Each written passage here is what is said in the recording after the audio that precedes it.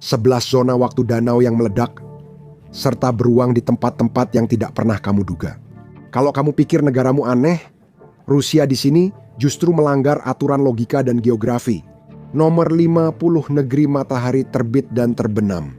Rusia itu besar, benar-benar besar. Saat matahari terbit di Moskwa, di Vladivostok sudah malam.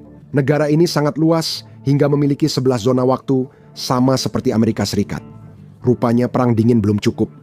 Kini mereka bersaing untuk matahari terbenam ke-49 di lingkungan yang ramai.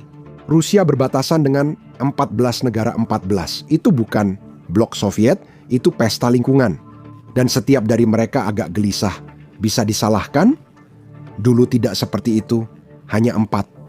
Tiongkok, Mongolia, Korea Utara, dan Norwegia tidak pernah termasuk kerajaan awal Rusia. Semua yang lain pernah ditaklukkan dan dikembalikan dengan sedikit trauma.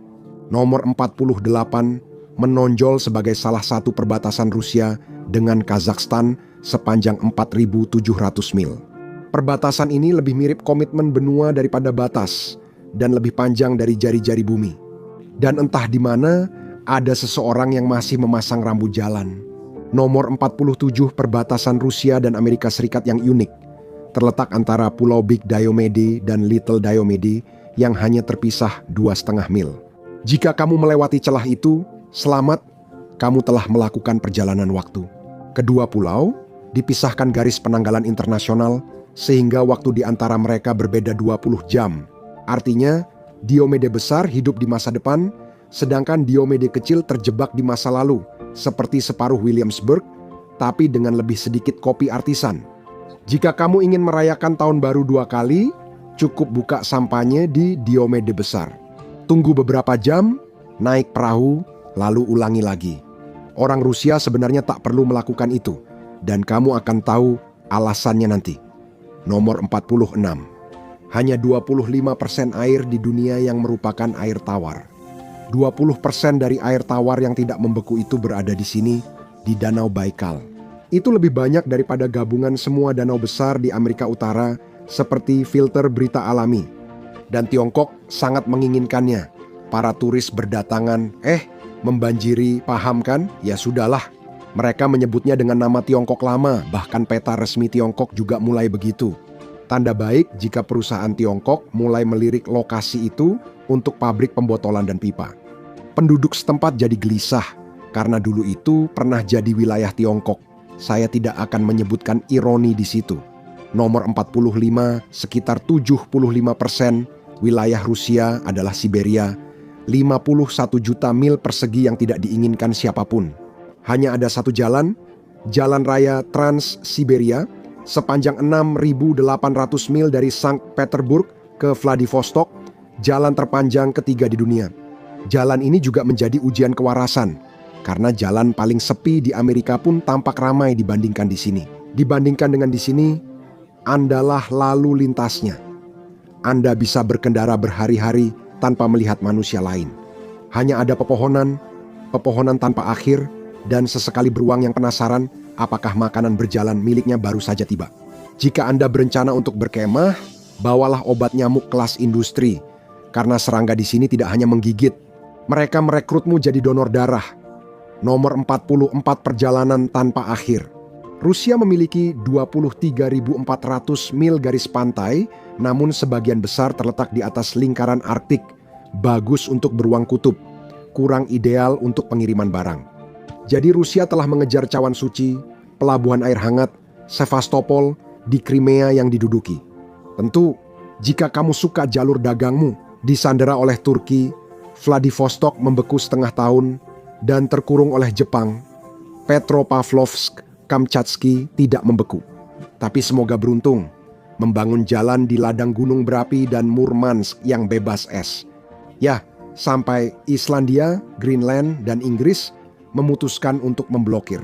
Rusia memiliki semua garis pantai di dunia, tapi tidak punya tempat untuk pergi. Perenang nomor 43. Piotr yang Agung menyeret Rusia keluar dari abad pertengahan. Apa arti kekaisaran modern tanpa ibu kota baru yang megah? Jadi pada tahun 1703 dia membangun satu Sankt Petersburg di atas rawa yang dulunya milik Swedia. Kota, Para perencana di mana-mana secara serempak menjerit ke dalam cetak biru mereka. Dia merekrut siapa saja yang punya dua tangan, dari petani, bangsawan, hingga orang yang lewat, lalu memaksa mereka membangunnya. Pada tahun 1712 saat perang berkecamuk, dia memindahkan seluruh istananya ke sana. Pokoknya, kenapa? Lokasi? Lokasi tepat di tepi Baltik. Tempat sempurna jika mengabaikan penyakit lumpur dan 30.000 korban jiwa. Modernisasi konstruksi dengan kuburan massal. Pemandangan nomor 42 arus manusia lain. Ini Kaliningrad. Sebelum Perang Dunia II ini adalah Königsberg. Lalu Stalin melakukan pembersihan. Dan yang saya maksud dengan pembersihan adalah membersihkan semua orang Jerman dan menggantinya dengan orang Rusia. Sedikit kurang feng shui, jauh lebih banyak tank.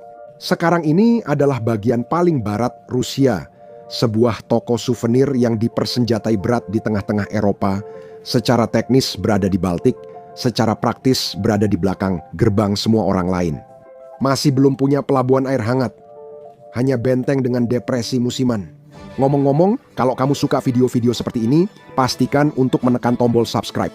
Harga diriku lebih datar daripada Belanda nomor 41. Rusia memiliki sumber daya alam lebih banyak daripada siapapun di bumi.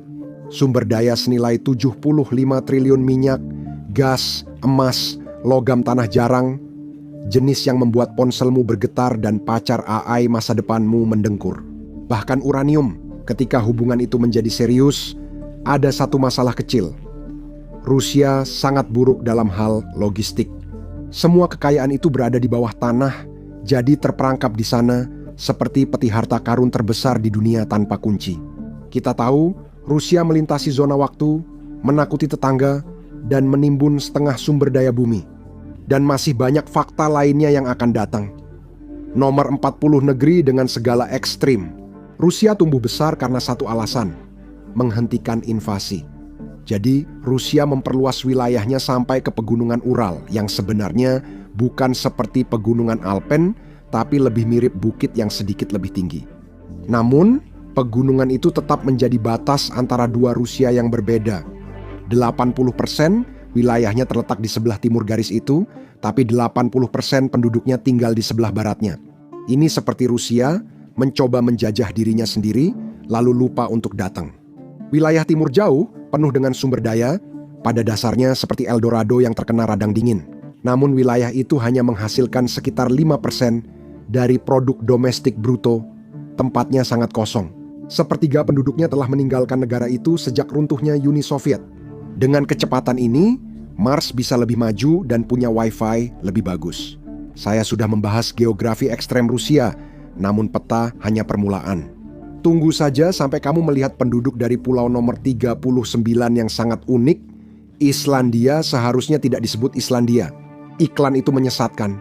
Nama itu lebih cocok untuk Siberia. Hanya Antartika yang lebih dingin, 2/3 tanah Siberia adalah permafrost, membeku secara permanen sepanjang tahun. Bahkan musim panas hanya datang sebentar lalu pergi, tapi itu sedang berubah dan menyebabkan banyak masalah. Lebih lagi, di nomor 33, nomor 38, ada satu tempat di Siberia yang menonjol, bahkan menurut standar Siberia sendiri, yaitu Oymyakon. Ini adalah tempat berpenghuni permanen terdingin di bumi. Rekor suhu terendahnya minus 89,9 derajat Fahrenheit. Itu bukan cuaca, tapi balas dendam di sini. Musim dingin terasa seperti hukuman. Truk harus terus berjalan agar tidak membeku. Mesin-mesin padat berjalan tanpa henti, membakar bahan bakar hanya untuk tetap hidup. Matikan satu dan Anda akan mendapatkan patung es yang sangat mahal. Hingga musim semi ke-37, bahkan menurut standar Siberia, Pulau Kolyazin sangat terpencil. Bahkan saat musim panas, suhu hampir tak pernah sampai 41 derajat Fahrenheit. Penduduk pergi setelah Uni Soviet runtuh dan stasiun cuaca tutup tahun 1992. Beruang-beruang datang dan memakai bangunan kosong sebagai tempat berlindung, seperti kisah Goldilocks terbalik. Rekaman drone September memperlihatkan mereka bersantai di bangunan itu tanpa membayar sewa. Tapi tidak semua beruang Siberia seberuntung itu atau bisa beristirahat dengan baik. Nomor 36 suhu yang meningkat di Siberia membuat para beruang kebingungan. Mereka seharusnya mulai berhibernasi sekitar Halloween, tapi cuacanya tidak mendukung. Sekarang mereka hanya berkeliaran setengah tidur, setengah terjaga, sungguh mimpi buruk. Seakan Siberia saja sudah cukup menakutkan. Suhu yang lebih hangat sudah membuat hidup lebih sulit. Bukan hanya untuk beruang nomor 35 di Siberia, dingin sebenarnya adalah sahabat terbaik sebuah kota. Aneh, kan? Ambil contoh Norilsk, kota terbesar kedua di utara lingkaran Arktik, dengan populasi sekitar 175.000 orang yang tampaknya perlu ditanya tentang pilihan hidup mereka. Mencairnya permafrost, berarti bangunan-bangunan jadi miring, jalan-jalan retak, dan tanah benar-benar berhenti menjalankan fungsinya. Ini bukan lagi perencanaan kota, tapi lebih seperti gerakan lambat. Longsor nomor 34, selamat datang di Yakutsk. Ini adalah kota besar terdingin di dunia, memang tidak sedingin Oymyakon, tapi cukup dekat untuk membuatmu menyesal masih hidup. Suhu rata-rata musim dingin adalah minus 436 derajat Fahrenheit. 355.000 penduduknya sebenarnya lebih beruntung daripada Norilsk. Lapisan tanah beku di sini sangat dalam, mencapai 4.900 kaki, tapi itu pun bisa mencair. Jadi para insinyur harus berpikir cerdik. Soviet butuh 3 percobaan untuk memecahkannya. Kini seluruh kota berdiri di atas tiang. Seperti Venesia membeku, meski tanpa kanal indah. Mereka akan membeku sebelum gondola meninggalkan dermaga. Nomor 33, Pesta Pantai Manyone. Verkhoyansk terletak di utara lingkaran Arktik, di mana udara biasanya membeku. Sebelum pikiranmu membeku. Suhu tetap di bawah 0 hingga Mei. Tapi kemudian datang sesuatu yang mungkin hanya terjadi sekali setiap 80.000 tahun, yaitu gelombang panas Siberia. Suhu naik 41 derajat Fahrenheit di atas normal, bahkan pernah 50 derajat lebih tinggi dari rata-rata. Hasilnya, Fryansk mencapai 100 derajat Fahrenheit di kutub utara. Penduduk setempat bingung, harus panik atau memanggang daging. Nomor 32 lahan gambut adalah tempat tumbuhan mati dan kemudian tetap berada di sana. Terlalu dingin, basah, dan malas, intinya tumpukan kompos alami yang dijeda, dingin, basah, merajuk. Tapi sekarang Siberia mulai hangat. Gambutnya mengering, berubah seperti tinder, seperti bagian belakang buku korek api. Kau tahu, kalau buku korek apinya sebesar Prancis, 1 percikan saja dan semuanya bisa terbakar seperti kompor gas alami milik alam. Asapnya terbawa ribuan mil, dan orang-orang di New York mengeluh tentang sedikit kabut dari Kanada. Nomor 31 yang imut. Siberia menghangat sekitar 2,5 kali lebih cepat dari wilayah lain di dunia, menyebabkan rawa, danau, dan lubang runtuhan muncul di bekas tanah padat. Di luar desa Mai, lapangan sepak bola sekarang naik turun, seperti ada sesuatu yang bernapas di bawahnya. Ternyata, bagi orang Siberia, panas ekstrim mungkin lebih buruk daripada dingin. Setidaknya, dingin membunuhmu seketika, tapi mencairnya butuh waktu lama. Jadi kita telah belajar bahwa Rusia terdiri dari kota-kota beku di atas tiang, beruang zombie, dan danau yang muncul entah dari mana. Dan fakta terbaik masih akan datang. Nomor 30, pada 2017 ilmuwan menemukan gelembung metana di bawah Siberia. Sangat banyak, sekitar 7.000 gelembung gas terperangkap di bawah tundra. Penduduk setempat pernah berjalan di atasnya dan melihat tanah bergoyang seperti kastil lompat dari neraka. Menyenangkan sampai kamu ingat bahwa metana itu mudah terbakar dan yang lebih parah lagi, gelembung-gelembung itu memutar lanskap, membuka lubang runtuhan sebesar gedung apartemen. Metana 86 kali lebih kuat daripada karbon dioksida. Jadi, ya, Siberia pada dasarnya sedang duduk di atas bantal kentut raksasa tak terlihat dari pemanasan global nomor 29. Kekaisaran Rusia dulu membentang dari Eropa ke Asia hingga Amerika Utara, tapi Alaska lebih banyak es daripada pendapatan.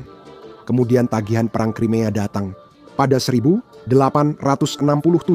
Rusia menjual Alaska ke Amerika Serikat seharga 7,2 juta dolar karena butuh uang cepat, setara sekitar 162 juta dolar saat ini.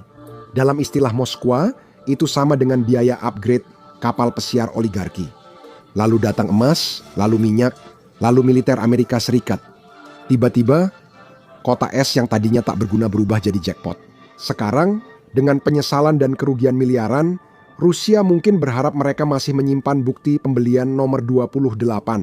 Rusia dimulai sebagai proyek kekaisaran dan sejujurnya itu tidak pernah benar-benar berhenti. 81% penduduk negara ini etnis Rusia, namun ada 185 kelompok yang berbicara lebih dari 100 bahasa. Federasi ini bahkan mengakui 21 republik etnis masing-masing dengan bahasa resmi sendiri. Ini bukan negara, lebih seperti Duolingo dengan steroid. Lebih sedikit burung hantu, lebih banyak nuklir. Nomor 27. Uni Soviet sangat suka membanggakan keragamannya. Pada 1920-an, Uni Soviet mencetuskan ide jenius Oblast Otonom Yahudi. Konsepnya bagus, eksekusinya buruk, karena tentu saja mereka menempatkannya di Siberia. Pada puncaknya di tahun 1940-an wilayah itu hanya 25% Yahudi, orang-orang mulai pergi. Saya tak tahu alasannya. Pada tahun 2021 hanya tersisa 837 penduduk Yahudi karena versi tanah air Yahudi ala Soviet sangat minimalis. Daftar periksa Beigel Yiddish Radang Dingin ke-26.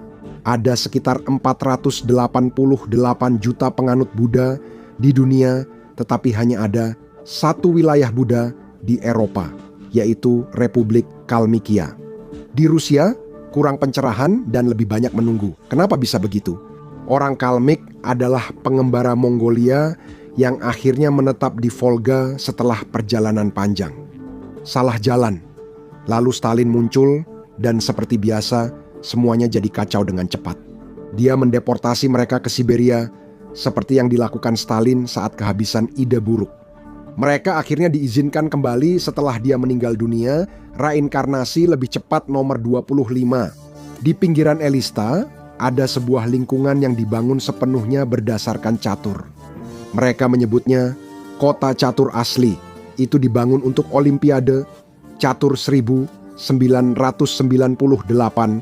Dan tentu saja di sana ada semua yang penting. Museum catur, papan catur raksasa di luar ruangan, bahkan ada museum Buddha untuk saat kamu kalah dari Grandmaster berusia 12 tahun dan butuh menemukan kedamaian batin. Kini, tempat itu bukan lagi kota ramai, melainkan benteng hancur, kota mati dengan tema yang disebut apa adanya oleh penduduk. Skakmat dalam perencanaan keuangan, nomor 24, Norilsk juga merupakan kota paling tercemar di Rusia. Sungai Daldikon dulu pernah mengalir berwarna merah.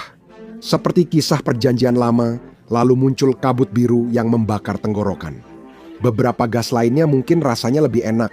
Dan ingat, ini di atas lingkaran Arktik, dingin, gelap. Norilsk awalnya adalah gulag Stalin yang dibangun untuk menambang nikel. Propaganda Soviet menyebutnya sebagai model kemajuan sosialis.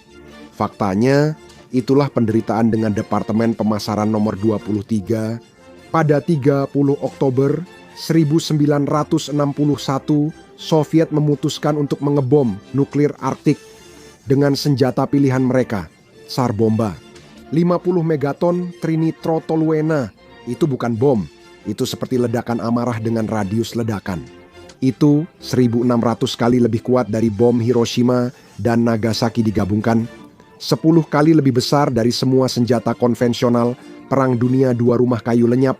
Dalam jarak 100 mil jendela-jendela pecah hingga 500 mil jauhnya, awan jamur setinggi 7 gunung Everest. Langit benar-benar mengalami hari yang buruk.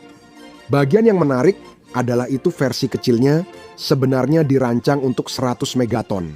Tapi Soviet memutuskan, mungkin jangan mengakhiri peradaban hari ini. Cuma menakut-nakuti sedikit, nomor 22 Sarabamba ternyata cukup sopan. Hampir semuanya fusi, hampir tanpa radiasi sisa, tapi tidak semua nuklir sebaik itu. Pihak berwenang komunis masih butuh tempat menyimpan sisa-sisa itu. Sehingga pada 1950-an, mereka memilih Danau Karachay di pegunungan Ural Selatan. Indah, tenang, dan sempurna. Jika kamu lumpur radioaktif, mereka menambahkan limbah dari pabrik nuklir Mayak di dekatnya. Mengapa merusak satu tempat jika bisa merusak dua sekaligus? Hasilnya, habiskan 1 jam di sini, dan itu akan menjadi 10 menit terakhirmu, lalu kamu akan mulai bersinar dalam 5 menit, dan kamu akan berharap kamu bukan nomor 21. Stalin tidak hanya membangun gulag dan nuklir, dia juga membangun rencana pelarian, versi mewah dari paranoia. Dia menyebutnya bertahan hidup. Semua orang lain menyebutnya Metro 2 atau D6 kalau kamu ingin terdengar seperti penjahat Bond. Konon itu sistem kereta bawah tanah rahasia di Moskow, menghubungkan bunker, terowongan, dan gedung pemerintah. Kota bawah tanah tanpa manusia jamur, hanya untuk orang penting. Jika bom nuklir diluncurkan, Stalin tak akan bersembunyi. Dia hanya naik kereta bawah tanah ke penthouse kiamat. Kita sekarang tahu, Rusia punya tundra yang bisa meledak, danau radioaktif, dan kereta bawah tanah rahasia. Negara itu mirip film Bond, tapi tanpa tuxedo, gadget, atau akhir bahagia. Siap untuk fakta Rusia yang lebih konyol? DA nomor 20, Jam Bolshevik. Stalin sangat suka mengklaim perannya dalam revolusi, mitos, dan dramanya. Kalau Instagram sudah ada saat itu, dia pasti sudah selfie. Mungkin saat penyerbuan istana musim dingin, hashtag pemimpin agung, hashtag tanpa filter, tapi begini, saat Bolshevik menyerbu istana musim dingin, dia tidak ada di sana. Jam ini berhenti pada pukul 2.10 pagi, 26 Oktober 1917 penanda waktu revolusi. Jam itu tetap mati selama 1 abad, 100 tahun sejarah yang membeku. Suatu hari, Museum Hermitage menghidupkan kembali jam itu. Revolusi telah terjadi dan telah berakhir, kata direktur. Kata-kata berani seperti menantang takdir. Di negara yang mengumpulkan revolusi seperti souvenir, waktu kembali berjalan yang di Rusia selalu berisiko. Kalau kamu pikir sejarahnya aneh, tunggu lihat budayanya, pasti tidak percaya. Nomor 15. Nomor 19 seorang menteri yang aneh.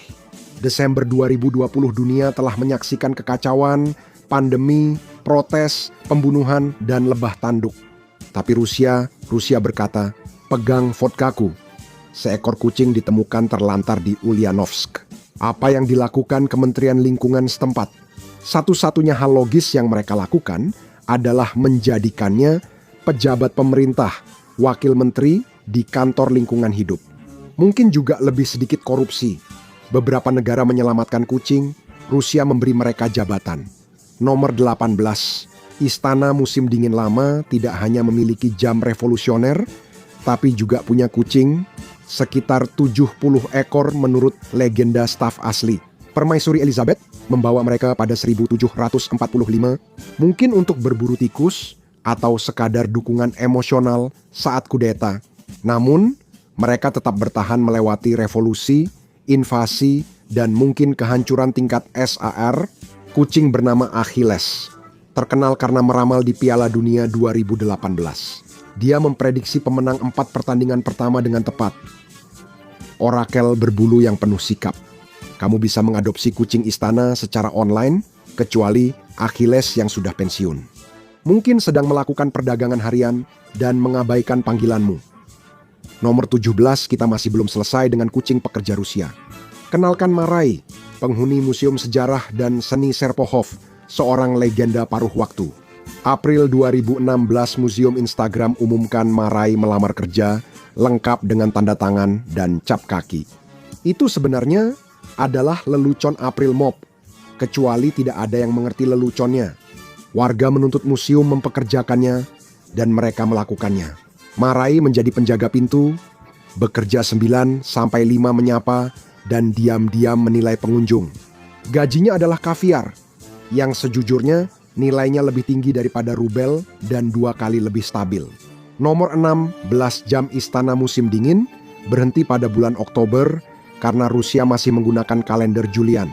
Pada 1917 mereka baru memakai kalender Gregorian tahun berikutnya. Jadi secara teknis 7 November. Zona waktu, kalender, dan kenyataan. Rusia telah memperdebatkannya sejak itu dengan epilog kekacauan kecil. Orang Rusia masih merayakan tahun baru lama pada tanggal 14 Januari tidak resmi, tapi sangat nyata. Pohon Natal tetap dipasang, Keluarga berpesta sepanjang liburan dan enggan beranjak. Di luar sedingin itu, tak ada yang mengusir mereka. Nomor 15 Uni Soviet telah tiada. Namun semangat melampaui batas tetap hidup dan sehat. Pada tahun 2000, 11 Uni Bea Cukai Eurasia melarang pakaian dengan kurang dari 6. Kapas terdengar tidak berbahaya sampai kamu menyadari apa artinya itu. Tidak ada lagi pakaian dalam rendah. Mulai tahun 2014 kain yang bisa bernapas menjadi kebijakan negara. Alasannya adalah risiko kesehatan. Kremlin hanya ingin kulitmu bernapas. Perhatian, tapi juga menyeramkan. Beberapa wanita ditangkap hanya karena memakai pakaian dalam yang salah. Penangkapan ini benar-benar terjadi. Namun, hukum ini tidak ditegakkan secara ketat. Mungkin karena jika ditegakkan, Rusia akan menjadi yang terbesar di dunia. Api unggun, Victoria's Secret, ke-14 Piotr yang agung menyamar di Eropa. Benar-benar nama palsu, aksen yang buruk semuanya. Dia mempelajari kedokteran, pembuatan kapal, dan mode. Masalah utama Rusia adalah lemari pakaiannya. Saat kembali, dia memutuskan mencukur janggutnya. Rusia tidak bisa bergerak menuju masa depan. Ketika semua orang tampak seperti karakter latar Lord of the Rings, bangsawan wajib mencukur janggut atau membayar ratusan rubel per tahun. Beberapa dolar jika dikonversi ke uang saat ini, sebuah tawaran murah bagi para hipster di mana-mana. Tapi gereja Ortodoks membencinya. Sebuah divisi militer memberontak. Katanya mereka membela iman Kristen. Petrus berkata, mereka membela kebiasaan merawat diri yang buruk, lalu dihancurkan olehnya. Itu reaksi berlebihan. Nomor 13. Ini adalah patung tanah air Kauls di Volgograd. Tingginya 279 kaki, beratnya 8.000 ton dan terlihat seperti dia akan menghukum seseorang karena kalah perang. Patung Liberty pun pasti melihat ke sana dan berkata, tenang saja. Pada waktu-waktu tertentu dalam setahun, matahari sejajar sempurna di tangannya, seolah-olah dia sedang mencoba memberi tos. Tuhan, tangan satunya selalu mengangkat pedang, seakan berjaga jika ada yang lupa kejadian di sini. Penduduk setempat merawatnya agar tetap sempurna, sebab jika ibu Soviet seberat 8.000 ton ini roboh, setengah lingkungan bisa tertarik bersamanya. Karen, nomor 12, paling hebat. Aksara Sirilik Rusia lebih dramatis dari keluarga film kerajaan. Namanya diambil dari seorang teolog Bizantium, Kiril. Saudaranya membantu, tapi malah masuk zona teman dalam sejarah. Sebaliknya, tujuannya menjaga Katolik Latin tetap di luar timur, dan itu berhasil. Gereja Ortodoks menyukainya, para biarawan menulis, sehingga aksara Sirilik menjadi milik Rusia. Lalu muncul Petrus Agung, penggemar do-it-yourself paling fanatik dalam sejarah. Dia tidak membuangnya, hanya merenovasinya, menambahkan sentuhan Latin, memberikan nuansa Eropa, tapi tetap dengan gaya Rusia. 2 abad kemudian, Lenin meniru Marie Kondo dengan memangkas 35 huruf. Jadi 33, jika itu tidak memicu melek huruf, maka tidak bertahan. Dia bahkan menyita jenis huruf lama. Tentu saja, bukan secara pribadi, dia menyerahkan tugas itu kepada orang lain. Diktator mendelegasikan tugas nomor 11. Menjelang akhir milenium pertama, Pangeran Vladimir pertama dari Kiev menghadapi masalah, banyak dewa, kurang promosi. Dia seorang pagan bahagia, punya banyak istri, sering mabuk tanpa rasa bersalah. Tapi monoteisme sedang tren, dan Vladimir tidak ingin menjadi influencer terakhir tanpa kerja sama merek. Ortodoksi Yunani menarik perhatiannya. Upacara megah, kubah berkilau, estetika tinggi, dan neneknya, Putri Olga, sudah lebih dulu bergabung, membuat Vladimir masuk agama itu, menikahi saudari Kaisar Bizantium, mendapat agama dan status kekaisaran. Rusia telah menjadi ortodoks sejak saat itu. Jadi Rusia membangun patung-patung yang cukup tinggi untuk saling tos. Tuhan cukup dramatis, mengganti merek alfabetnya 2 kali, juga religius. Semua berkat satu orang yang punya masalah komitmen dan suka kubah yang mengkilap. Dan sekarang saatnya untuk 10 besar nomor 10. Hampir sepertiga mobil di Moskow memiliki kamera dashboard. Hasilnya, klip tanpa akhir tentang kekacauan, meteor, rusa besar, dan fisika yang libur, semuanya terekam kamera. Kenapa begitu banyak kamera dashboard? Karena di Rusia, setiap perjalanan di jalan adalah level bos. Jalanan licin, pengemudi mabuk, polisi yang mengira pemberhentian, Lalu lintas itu seperti tarik tunai di anjungan tunai mandiri. Perusahaan asuransi yang rela menjual neneknya sendiri demi 1 rubel, jadi para pengemudi merekam semuanya demi keamanan sebagai bukti demi kejayaan di YouTube. Belum diketahui apakah Netflix akan membuat serial Dashcam Rusia, namun rekamannya sudah seperti bercerita sendiri. Nomor 9, apakah ini terlihat seperti pesta rave? Ini bukan pesta tekno, tak ada tongkat cahaya, hanya tambang garam di luar Yekaterinburg. Pola ini berasal dari mineral karnalit. Bukti laut mati pernah berpesta di sini tanpa membersihkan sisa-sisanya. Tambang ini tertutup untuk umum. Jika masuk diam-diam tanpa izin, kamu bukan didenda, tapi akan dipajang di kotak kaca. Di Moskow, 1000 mil ke barat, oleh-oleh paling tidak menyenangkan di dunia nomor 8. Di Moskow, ada bangunan kotak abu-abu khas Soviet dari 1970-an, namun di atasnya terdapat kumpulan kawat logam yang berkilauan di bawah sinar matahari, tampak seperti mimpi demam. Orang-orang menyebutnya sebagai otak. Karena pekerja konstruksi sering mengeluh sakit kepala, warga pun melakukan apa yang mereka kuasai. Mereka mengira itu adalah alat pengendali pikiran untuk mengubah semua orang di Moskwa menjadi zombie. Sekarang otak-otak sudah jadi restoran. Restorannya mewah dan mahal, tapi tetap kurang menakutkan dibanding teori aslinya. Nomor 7 Istana Yusupov di Saint Petersburg punya sebuah ruangan aneh, indah, bersejarah, agak terkutuk, dan disinilah pesta makan malam paling gila di Rusia pernah terjadi. Perang Dunia Pertama sedang berjalan buruk. Tsar Nikolai II menerima nasihat dari Rasputin, seorang pria yang sudah memancarkan energi aneh bahkan sebelum topi aluminium ada. Jadi Pangeran Yusupov mengundangnya untuk berbincang sambil makan kue dan sianida. Lalu datanglah tembakan, penusukan, dan pemukulan. Pria itu tidak juga mati, jadi mereka menenggelamkannya. Sungai Malayanevka yang membeku membuat makan malam Thanksgiving keluargaku tampak lebih beradab. Dari mistikus Rusia yang tampaknya abadi hingga nomor nostalgia abadi mereka, nomor 6 Putin bukan satu-satunya yang merindukan masa-masa indah Uni Soviet dulu. Pada tahun 2019, satu pemimpin mencapai tingkat persetujuan 70%. Joseph Stalin, orang yang meninggal pada tahun 1953.